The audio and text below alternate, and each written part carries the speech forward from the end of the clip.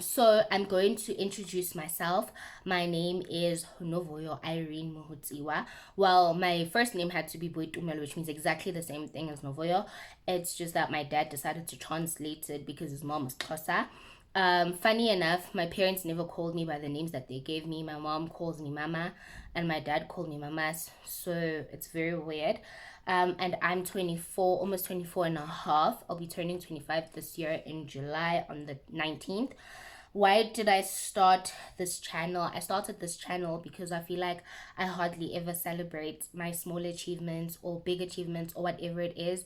I always find excuses to say no, it's not big enough or anything like that. So I just want to have something where I can just always go back and say, wow, this is where it started, and we're 5 steps ahead from where we were back then. Where am I from? I am from Potchefstroom, which is okay. Well, in my opinion, it's a big city in the northwest. I think just right after Rustenburg, it's Potch then Klerksdorp, but I would say it's a big city according to me and what I believe. The one thing that my hometown does without fail is make the best cook sisters and biltong. They're unmatched. Even Woolworths doesn't get to their standard. Do I have a target audience? No, not necessarily. I think my YouTube channel is for everyone basically. It's just there to show that even ordinary people like myself can achieve certain things and they can do certain things for themselves.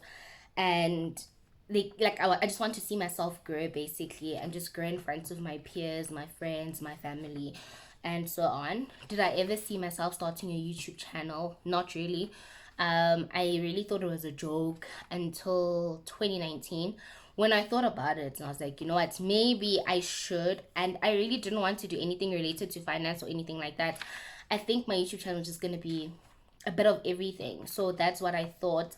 But I never really did it because I was just worried about what kind of information am I putting out there in the world about myself.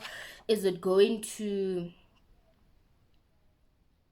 bring me down? Is it going to uplift me?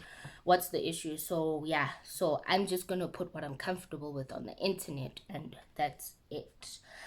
Why did I start a YouTube channel? I feel like I never ever celebrate my achievements. So I think this is the platform that I can always go back to and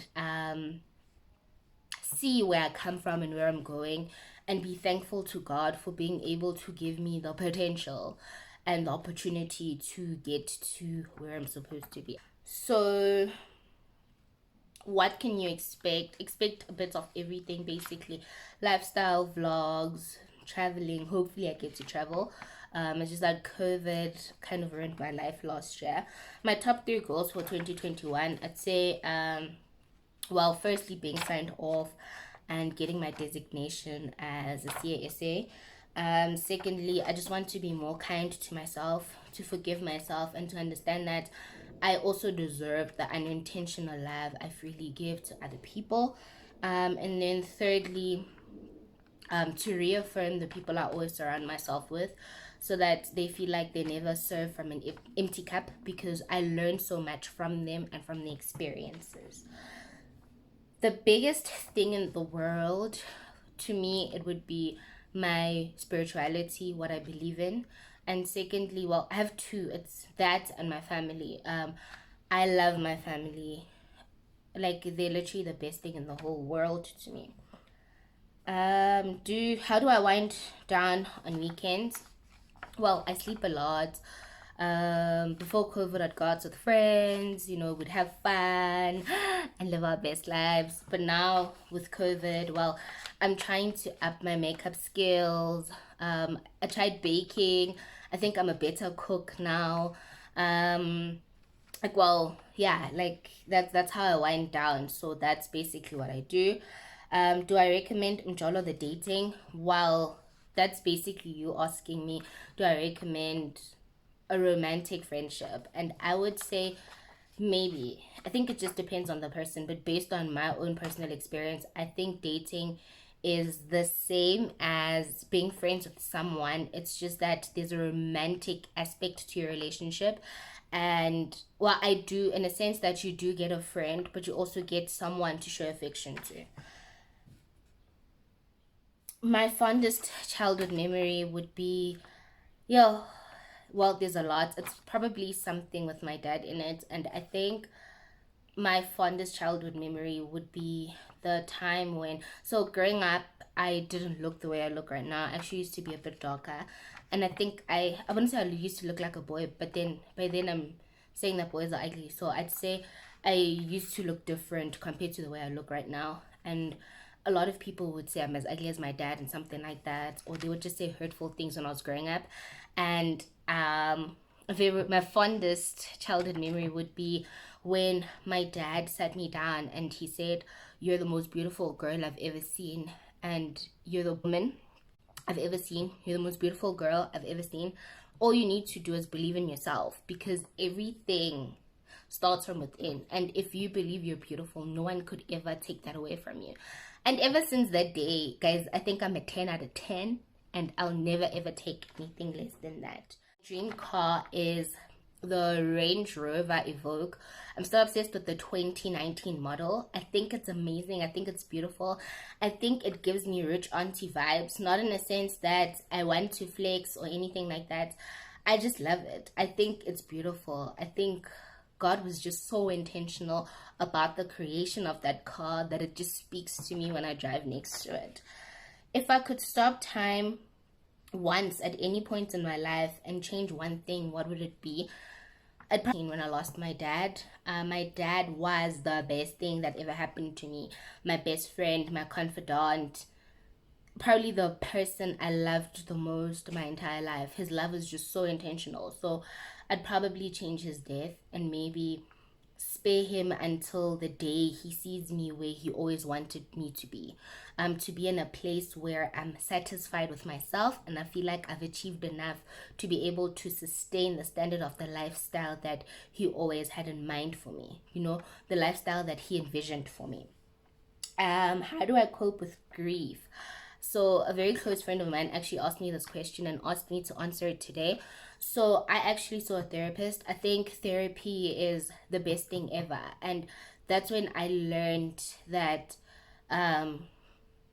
like it's not what the therapist said, but rather based on my own understanding. That's where I learned that God knows why he does certain things, and that I should basically celebrate the first 18 years of my life with my dad instead of regretting his loss or anything like that and asking God why me and so on, because if it wasn't me, then who would it have been? I didn't have it. It was not under my control.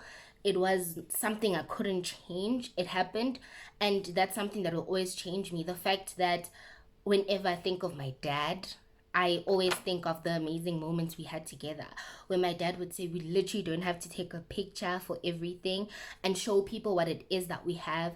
We can just enjoy it together and enjoy life, just to be present in the moment without taking pictures, without taking out your camera and so on. The next question is, the one thing I love about myself is that I'm capable of creating a safe space for anyone and everyone to be able to have a conversation with me. And that's the one thing I really, really love about myself. The fact that I'm open enough and I don't make people shy away from speaking to me if they really want to say something. The one thing I hate about myself is that, yeah, there's a lot. There's actually like 4 or 5 things that I really, really dislike about myself. But I think if there's one, is that if my brain can't get an answer in the middle of the night, I'll feel it inside my head now, but like I don't know how to explain the feeling. It's like my brain is trying to solve whatever problem I had during the day, and it's trying to give me the best solution to solve it. And then in the morning, I have more confidence to say, this is what I thought, this is how I feel about it, and so on. That's the one thing I hate, rather, because I barely sleep at night if I do experience challenges that I do not sort out before I sleep. My biggest cheerleader, probably my family. But more importantly, my mom and my grandmother, they're very like, well, yeah, my grandmother and my dad, when he was still alive, they are very supportive of what it is that I want for myself and for the people around me.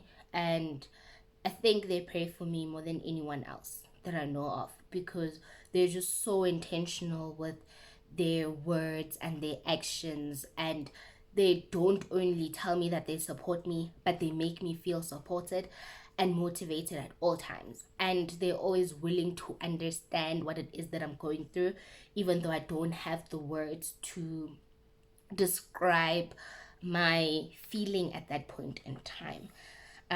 Someone asked me if I'm a crier. Well, I'm quite emotional, so when I'm happy, I cry. When I'm sad, I cry. When I don't know how to explain how I feel, I cry. If things don't work out according to my plan, I cry. So yes, I'm a crier. My favorite body part, it would probably be this part of my face. On my face when I don't have makeup on. I feel like it's my favorite part of my body because I look like my dad. And that's one thing I'm grateful to God for. It's just the nose and the lips that are different and my complexion. But besides that, I look like my dad.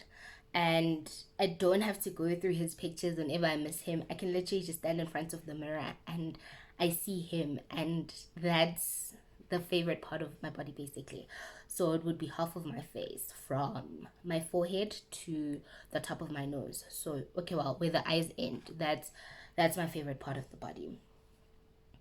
Do I find it easy to make friends? Well, I'm very talkative and I have a very bubbly personality, so I would say I find it easy to make friends, but not everyone is my friend. I think I'm just open enough to have a conversation with certain people. Well, even with my real friends, I don't speak to them every day, but there are people that I talk to on a daily basis, and I wouldn't say that they're friends. I'd say that they're my acquaintances, because I'm quite talkative and I can keep a conversation going on. Someone asked me, why am I always confident? I don't think I'm confident. I try my best to, well, when I am confident, I really am. And then most of the time, I fake it till I make it, because I don't want to be seen as if I am not confident. So I'd rather be at my best, even though it's not my real best. I'm just forging it. So I fake it till I make it at all times. Um, Okay, well, those are all of the questions that I got sent and the ones that I wrote down myself. And thank you so much for watching my first YouTube video. I love all of you. To the people who subscribed before I even posted content, I am so grateful for all of you. I love all of you. Mwah, mwah, mwah. Have a great day. Bye.